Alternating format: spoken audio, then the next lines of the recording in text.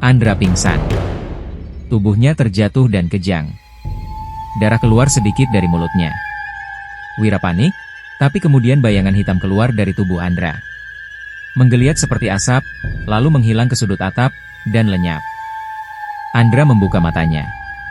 Kali ini, wajahnya tenang. Dia pergi. Wira memeluknya.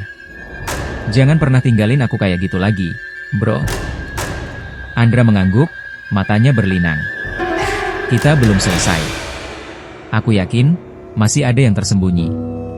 Tapi kita bisa lawan, bareng-bareng. Malam itu, setelah kejadian di loteng, Andra merasa ada yang aneh di rumahnya.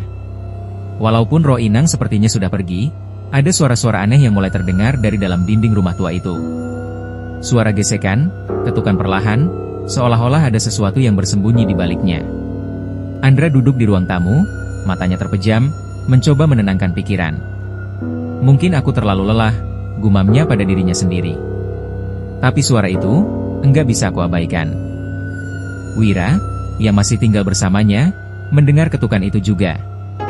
Ia berdiri dan berjalan ke arah dinding tempat suara itu berasal. Bro, suara apa itu? Ini makin sering, tanya Wira. Andra hanya mengangguk pelan. Aku nggak tahu. Tapi sepertinya bukan cuma suara biasa.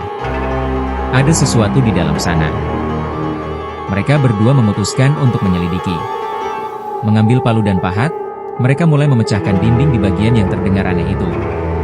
Dinding batu yang keras itu pecah, dan di dalamnya mereka menemukan sebuah ruang tersembunyi.